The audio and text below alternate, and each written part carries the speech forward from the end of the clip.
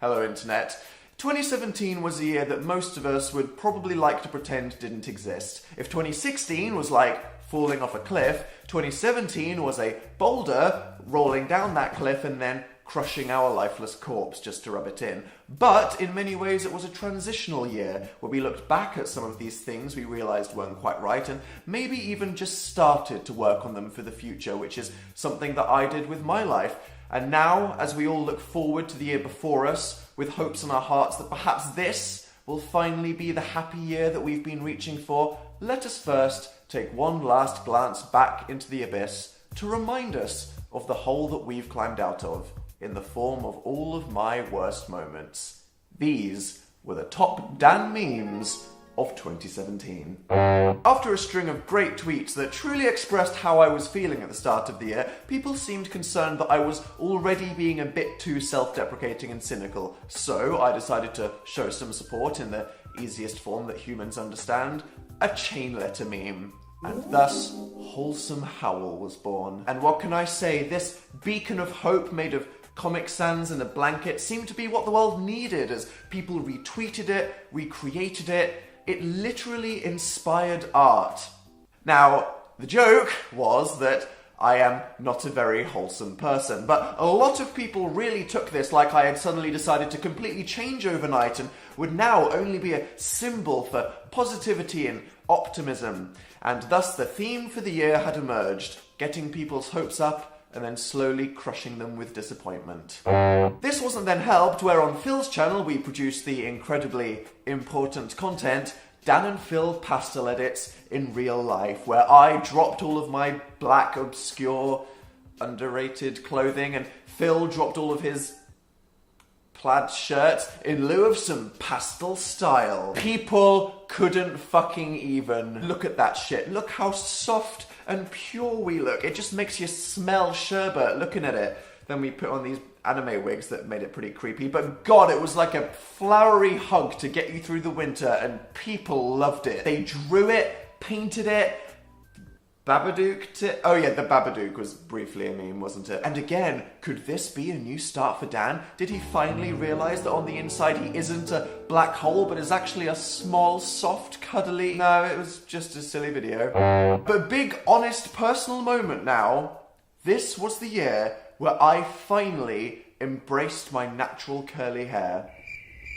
Now, before you scoff at the triviality of such a statement, let me tell you, I have been straightening my hair every day since I was 14, and it took so much time and it never looked good, and whenever I got wet I looked like a poodle, and apart from a couple accidental haircuts and some flattering photos, I never looked like whatever cool person I was trying to imitate. But now, finally, thanks to fashion trends and a few iconic people, I finally felt comfortable enough to just be myself. And everyone was very supportive and liked the look, apart from a couple of those people that still identify as emo in 2017. Satan help their souls. So come on, Dan, are you softening up a little bit? No, if I'm being honest, it's just that now I can have a shower and go straight outside. It's literally laziness. Now, my accidental commitment to wholesomeness in 2017 meant there was a lot of faith in the things that I said, which is apparent should probably never be a thing after, in a live show one evening, I said this. I've had a challenging week. Oh, this last 10 days. It's kind of funny.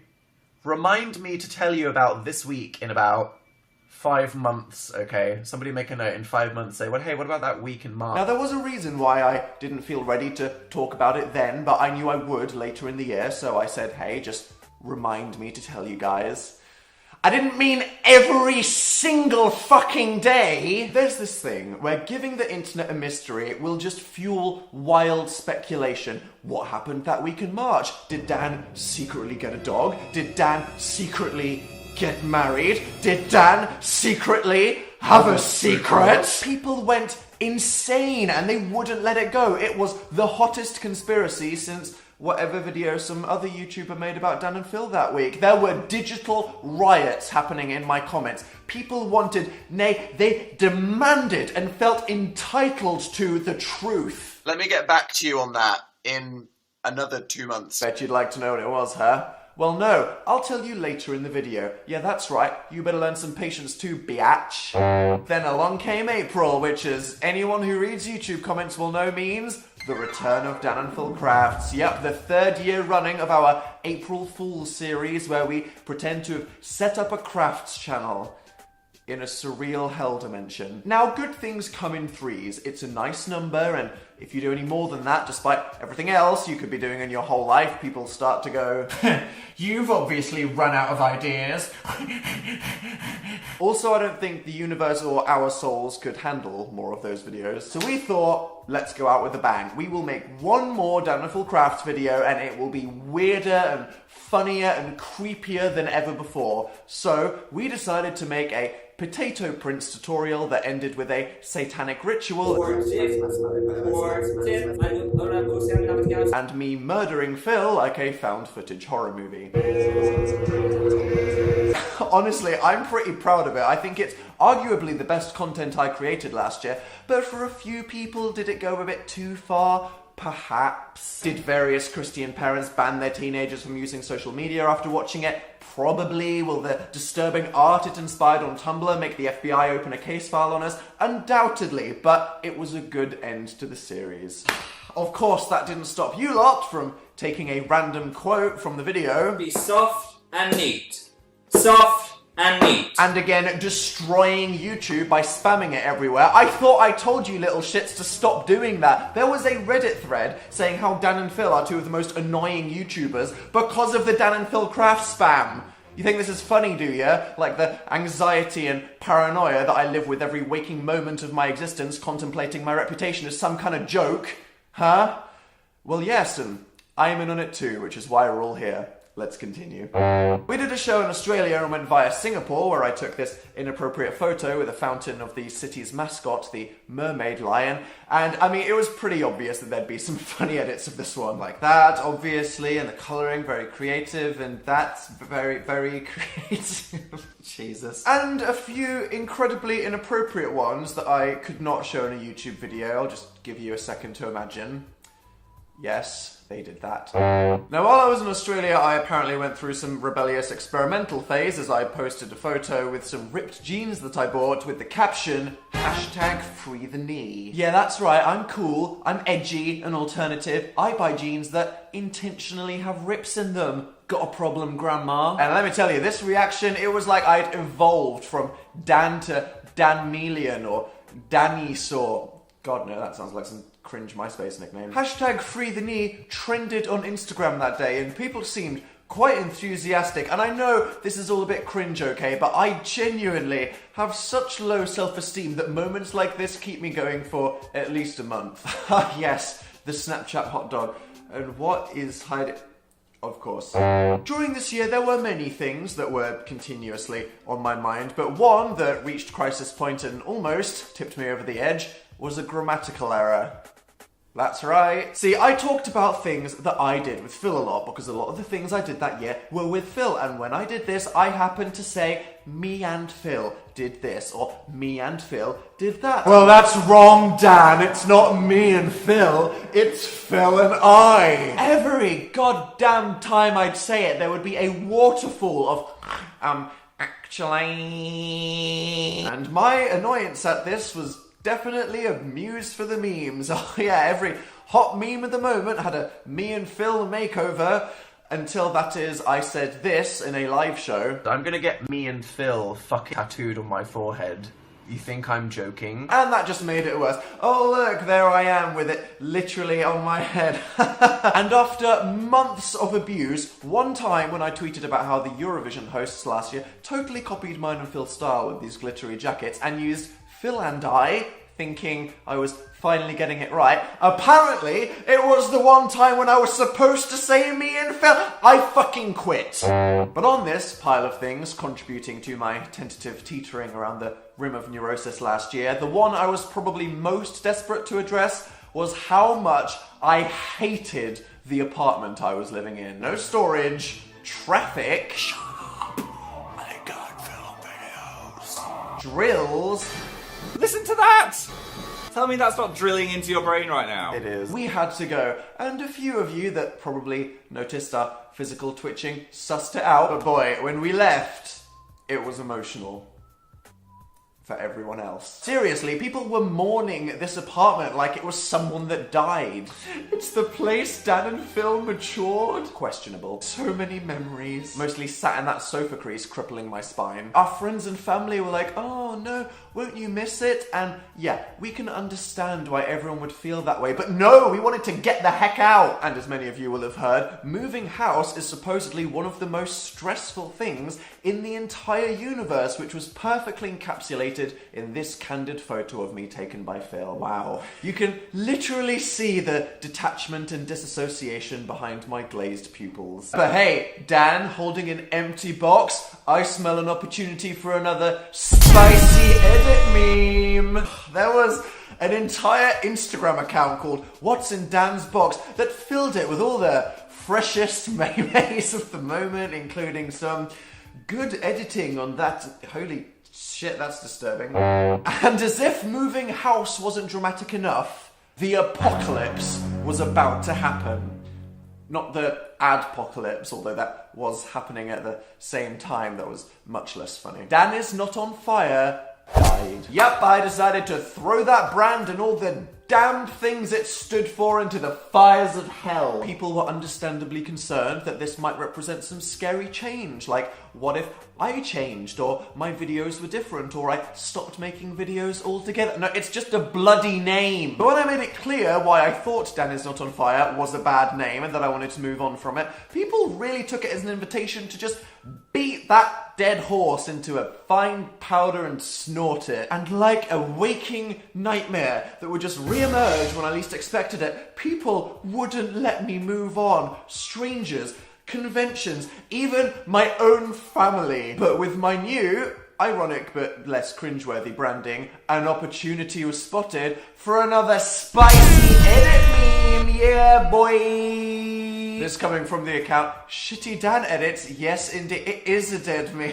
Okay, I was asking for that one. God. Yeah, that's great. Oh, really? Of course. Now, in this clearly very turbulent year, anything familiar was greatly appreciated, and what is more reliable than Dan and Phil doing a themed baking video and totally cocking the whole thing up? Yep, for some bloody reason we thought it would be a great idea to do a whole video on our pastel personas and attempt meringues, which are generally considered quite an advanced bake. And our final product... Ooh. Yeah, I feel like you really should have intervened with this thing with the bunny ears. I know. That kind of was a disaster. I don't think we whisked that enough. Yeah, and people weren't shy letting us know how funny this flop was, but then one of you went and tweeted a picture of our product to Gordon Ramsay. Now, I'm a big fan of his TV shows, and if you don't know, he does this funny thing where he sasses people's terrible cooking on Twitter. He only bloody retweeted the picture to his millions of followers and said they literally looked like shit. Oh yeah, that was funny to everyone, and I mean everyone. This celebrity roast moment was in the actual fucking news, for fuck's sake.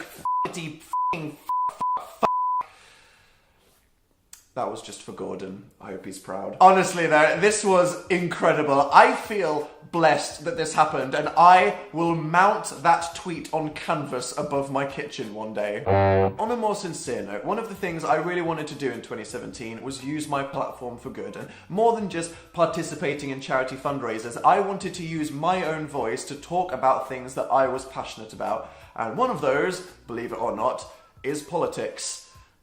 And pizza, apparently. And much like a pizza made out of acid and molten rock, it was a spicy year for politics in the United Kingdom. Woo! A surprise election. Oh, it was like a surprise party thrown by somebody that nobody likes, that they almost forget to turn up to, and everybody judges you just for being a part of it, even though you had to. Now, without wanting to get too partisan, as if more than 10 people subscribe to this channel don't have the same opinions as me, I thought it would be a good idea to get young people involved in democracy and vote for the first time, if they haven't already. As if big decisions are being made about the future, it only makes sense that young people have a say in what this world is. And one way I did this was by posting posting this photo in front of a voting booth. I don't know how that helps either. Okay, look, I tried. But this image, it was like a meme miracle. It had all the right ingredients. The Slav squat, prayer hands, ripped jeans, and whiteboard that would be very easy to change the text on. That's right, kids, it's another spicy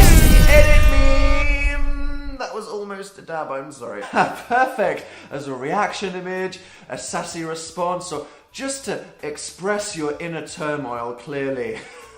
It was a weird week though, as my sincere message of support on Twitter got retweeted by none other than Edward Snowden. Yep, that's right. Actual Edward Snowden retweeted me. So yeah, thanks for that, Ed buddy, you meme-loving fuck. If I wasn't on a list before, I definitely am now.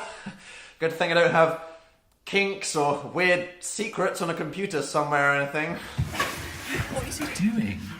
Dan, why are you holding your laptop and a pizza cutter above a bucket of water? No, don't film this. They can see, they can hear. And this night only got rounded out by the UK's answer to Bernie, except with more aubergines and incredibly catchy chants.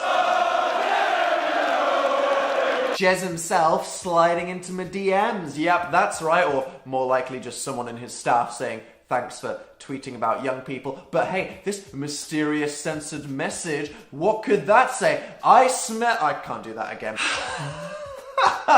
Yep, classic. Crack open a cold one with the boys. Probably would, to be honest. But you in London won't let that one go, will you? God, not even responding to that. Jesus Christ.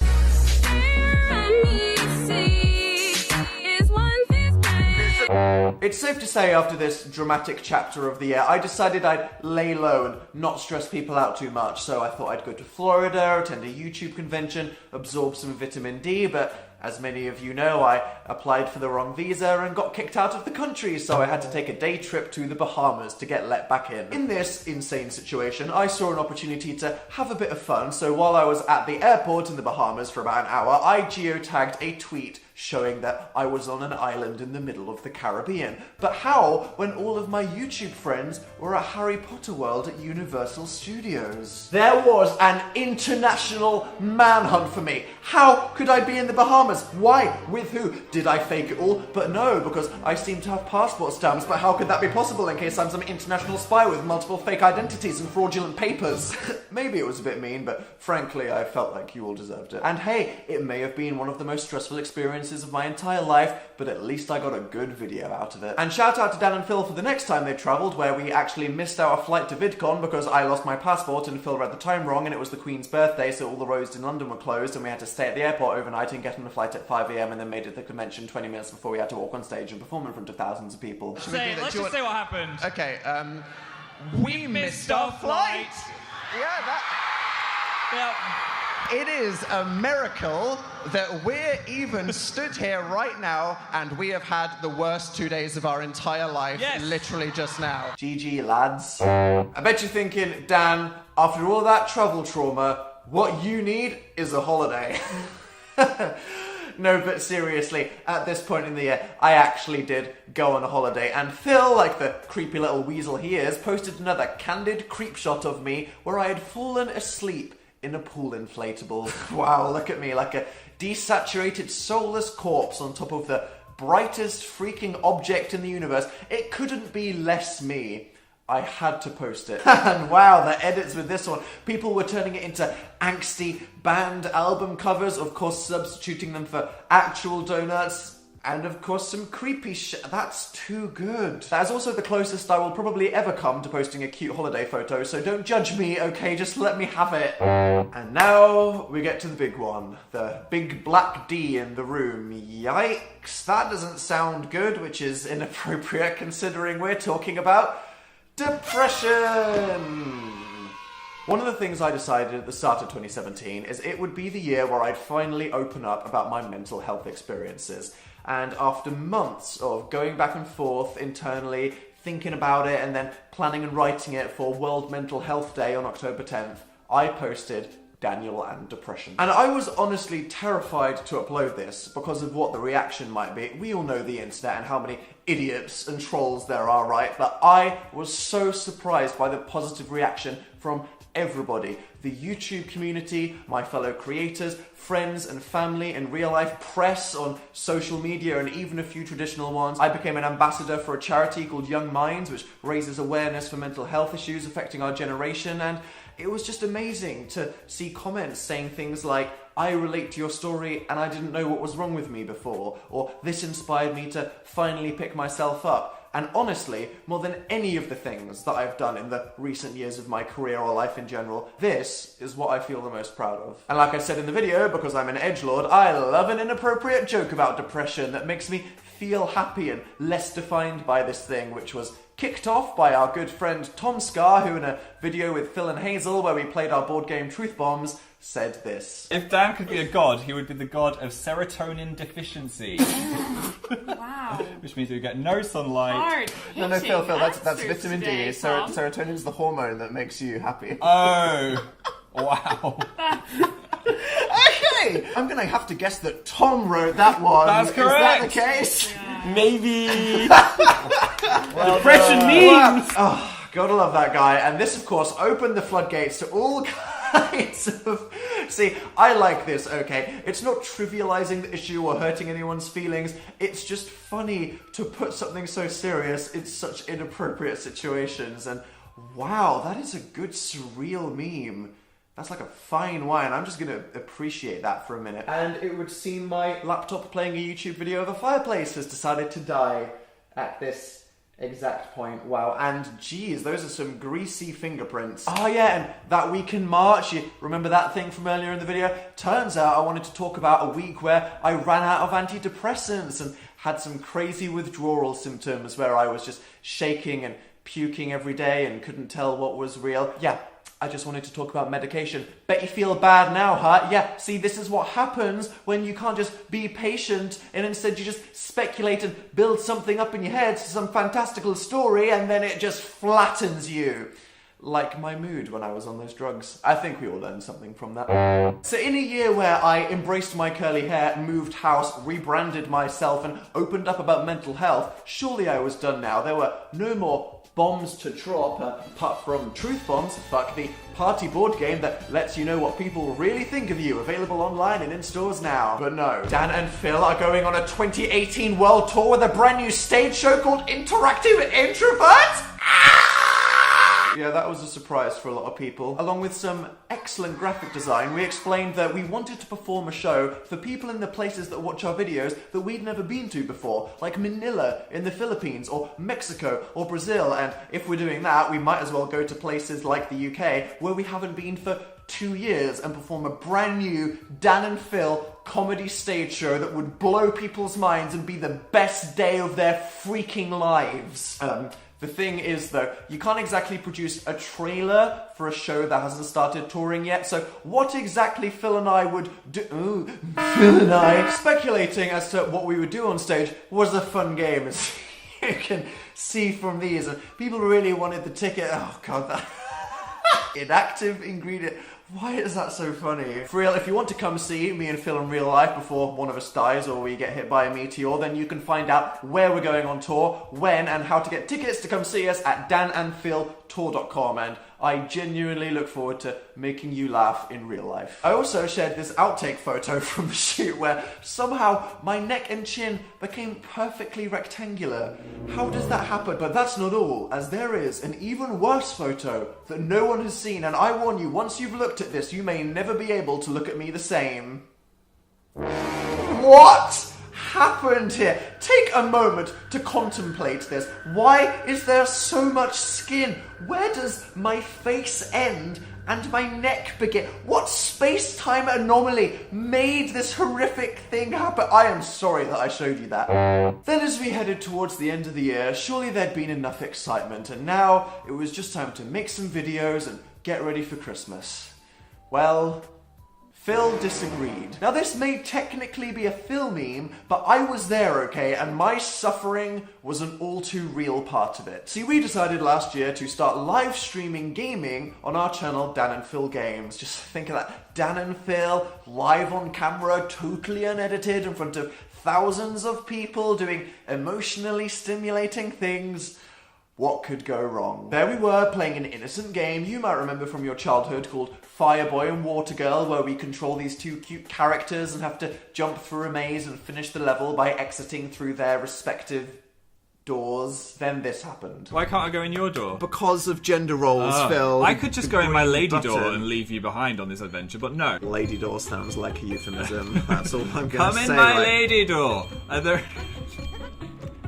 there any other Did characters? you think about that before you No. said it? Phil, no, what did you do? I so desperately didn't want this to be a thing. I just didn't want people to repeat it or reinforce it, but no, there were Lady Door memes out the wazoo. You can think of a meme? Oh, someone did a Lady Door version of it. Someone commented that we should call our 2018 World Tour the Lady Door Tour. Well, there we go. That's been ruined before it's even begun. Someone drew Lady Door meme porn. Yeah, that's a first, even for me. What is happening with the world? I mean, it's actually a really impressive drawing, but still. Then for some reason, as the first video was so popular, we decided we'd play it again in another live stream, and Phil somehow made it even worse. There's gonna be no Lady Door from me today. The girl zone. Everybody in the goddamn chat is saying Lady Door. Phil's gonna... Enter my female exit.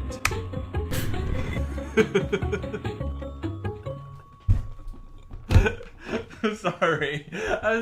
I thought I'd try and choose a different You were word. trying to euphemize it! And it didn't And work. you said female exit? Jesus Christ! Okay, I take it back. Edit it out. We can never We edit it can't out. edit it out! This is a live stream!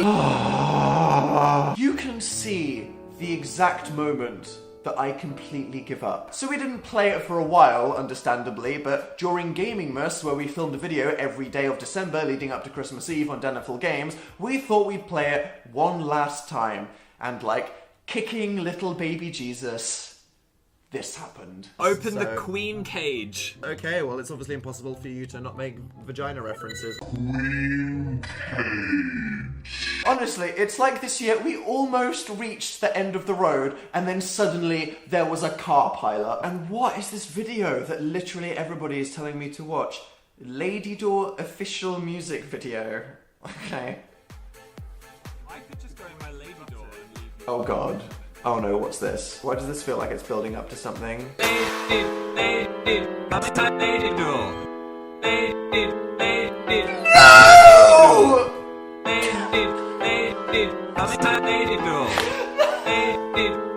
Oh god! Why does it sound like there's gonna be a beat drop? Don't do this to me. Why? Why?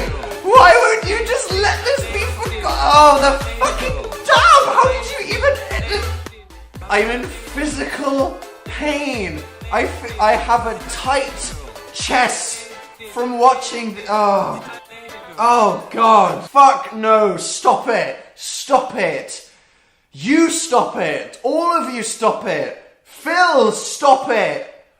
I'm gonna fucking stop it. Okay, moving on to the last one. Let's get this over with.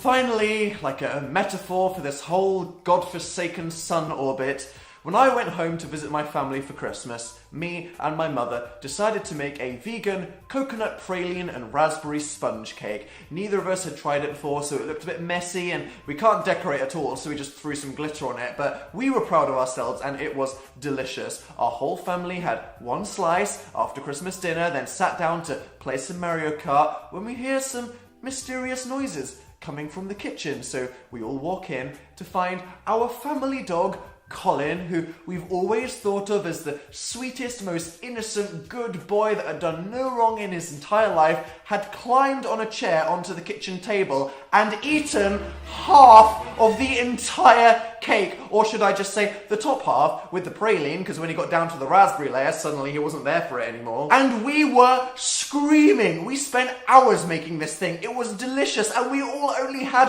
one slice, and then it was covered in dog fur. And the dog just ran into the other room to hide under my granddad's legs in shame with cream all over his snout. I had to share this tragedy with the internet, who enjoyed it so much that Twitter made it a moment, which meant that everyone on Earth with the Twitter app saw it. And let's just say they had two things to say. One, who the hell names a dog Colin? And okay, right, I see what people are saying. It sounds very fun, but look, we adopted him a few years ago and he already answered to the name Colin. So yes, we thought it was weird at first, but actually, I grew to love the name Colin and would consider giving hilariously normal names to my future pets. I find it very endearing. 2, that the cake looked so terrible that the dog did us a favour by eating it. Oh, there were some savage roasts, my god. And, you know, to be honest, they were true. You've seen the meringues. I am not a baker, okay? Could anything sum up 2017 more than something you worked incredibly hard on and were excited about, turning out to be terrible, getting destroyed in front of you, then being publicly shamed for it? Some honourable mentions throughout the year go to how loud I scream in gaming videos, people begging me to change my icon for months, so I changed it to this, which nobody asked for but was quite memeable, me being a rat, a painting of me inappropriately in the background of 13 Reasons Why, still being in teen magazines despite what I said in the last video, me falling off my chair again playing a horror game. Oh god, if I have to... Oh no! He's almost off the chair. No! No, it's been so long! For fuck's sake, I thought I'd make one fucking year without falling off a fucking chair. And various versions of your favourite 2017 memes, like that one, What in Tarnation, that's pretty good. Oh, fidget spinners were a thing. Oh, Elf on a Shelf, it's Howl on a Towel. Lots of ones about me uploading regularly, the monkey haircut, and yes, that Roll Deep one was big. And lastly, this combination of the movie It and The Internet Is Here that ruined the legacy of Tatanov forever.